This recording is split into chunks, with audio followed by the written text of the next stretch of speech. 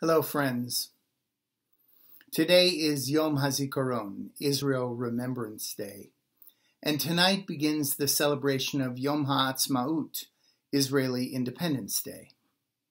Israel is turning 72 years old, so most of the people in our community have lived our whole lives with the State of Israel as a reality.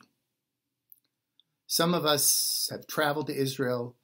A few of us have even lived there for periods of time. Some were even born there. Because of this, it's not easy for us to remember that the establishment of a Jewish state is one of the profound events in our Jewish history. It was a moment that our people have dreamed of for nearly 2,000 years. I was raised in a Zionist household. After serving in World War II, my father Louis and his brother Harry, who were both dentists, had their own dream of contributing to the newborn Jewish state. With the help of some Jewish philanthropists in Cleveland, Ohio, they purchased a mobile home and outfitted it as a mobile dental clinic. Their plan was to ship it to Israel and travel in the Negev, the arid desert in southern Israel, offering free dental care to towns and kibbutzim. They went to New York to make their arrangements.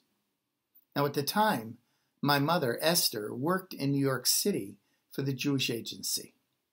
She was primarily involved in smuggling surplus U.S. World War II military supplies to Palestine to help arm Israel against the imminent attack of its Arab neighbors once statehood was proclaimed. Louis and Esther met and fell in love. My father invited her to accompany he and his brother on their adventure to Israel, and she agreed. My mother was the first teletype operator in Israel, and while my father and his brother were launching their mobile dental clinic, my parents were married in Tel Aviv in 1950. They had made Aliyah, immigration to Israel, and by all rights, my siblings and I should have been in the first generation of native-born Israelis. Sadly, my grandfather, my mother's father, contracted leukemia, and my parents returned to the U.S. so that my mother could help care for her father. My siblings and I were raised in Cleveland on romantic and glorious stories of the early days of the Jewish state. I remember when I was in the 6th grade in the early days of June 1967. Israel faced the prospect of being annihilated by the joint armies of Syria, Egypt, and Jordan. On the morning of June 5th, I arrived for morning prayer at my yeshiva day school. The news was coming in that Israel was at war with its formidable Arab neighbors. The early news was unclear and confused, and I distinctly remember that my rabbis and teachers were weeping openly with fear. Then the reports came in that Israel had been able to launch a preemptive strike against the air forces of Egypt and Syria, and their planes were destroyed before they even got off the ground. The stunning lightning victory in 6 days led to an immense sense of pride among American and Israeli Jews alike. We were relieved, enormously proud, in control of our international Jewish destiny, and hopeful for a secure future for the Jewish state. Of course, like many of us, I will never forget Yom Kippur 1973.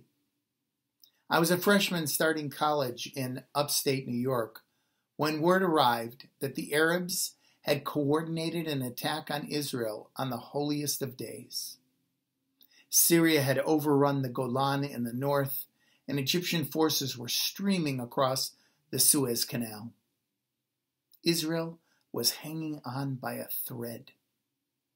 Through titanic struggle and tragic sacrifice, and ultimately an American intervention, Israel was able to survive. Around the world, Jews everywhere grasped the enormous price that would have to be paid to protect our Jewish homeland. Generations of young Israelis would give their lives to defend Israel for all of us. When I spent my junior year abroad at Hebrew University in Jerusalem, there were many Israelis who had fought and lost family members and friends in the 73 October War. I recall sitting with some of them late into the night in our dorm, listening to stories of trauma and loss. It is this sacrifice that we honor on Yom HaZikaron, Israel Remembrance Day. This is a solemn day in Israel, a national day of public mourning to remember and honor soldiers who gave their lives in defense of the State of Israel, as well as civilian victims of terrorism. 2 minutes of haunting sirens are sounded throughout all of Israel, one in the evening to mark the beginning of the Day of Remembering, and one in the morning prior to the nation's public memorial ceremony. I made Aliyah to Israel after graduating college and lived in Jerusalem for nearly 5 years, where I was blessed to meet my late wife, Yael. In Israel, I initially worked for the Jerusalem Post. I helped cover the stunning moment when Egyptian President Anwar Sadat surprisingly accepted Israeli Prime Minister Menachem Begin's invitation to come address the Israeli Knesset, the Israeli parliament. It was a breakthrough that everyone in Israel hoped would lead to peace with the Arab world. No one went to work, except journalists, for a whole week. People danced in the streets day and night. People who had lost fathers, husbands, sons on the Egyptian front in the 1973 Yom Kippur War hung Egyptian flags from their balconies, and Sadat was greeted as a hero. It was an experience of public euphoria that I will never forget. Israel has gone through so much in its remarkable first 7 decades plus of existence. The miracle of the State of Israel seems to have gotten lost for so many young American Jews, and so many of us seem to take Israel's existence for granted. Many of us question the wisdom and morality of the government of Israel's policies with regard to the struggle to try to make peace with the Palestinians. This is actually a divisive issue in Israel itself, as the country has gone through 3 elections in 1 year trying to agree on a direction for its future. In Israel, Israel Remembrance Day leads right into Yom HaAtzmaut, Israel Independence Day, to remind people of the sacrifice soldiers and their families and friends have paid for Israel's independence and security. After this day of remembrance, Jews all over the world joined to celebrate the declaration of the establishment of the State of Israel.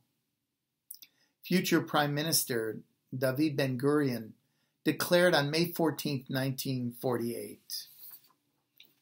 He said, and I quote, "The Jews of Palestine were dancing because they were about to realize what was one of the most remarkable and inspiring achievements in human history.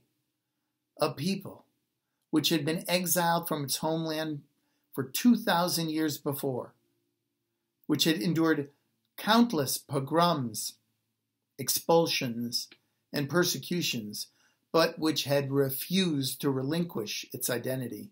A people which only a few years before had been a victim of mankind's largest single act of mass murder, killing 1/3 of the world's Jews. That people was returning home as sovereign citizens in their own independent state." End quote. As we enter Israeli Independence Day, let's not take Israel for granted. Let's talk to our children and our friends about this miracle. Stay safe and be well. Shalom uvracha, peace and blessings.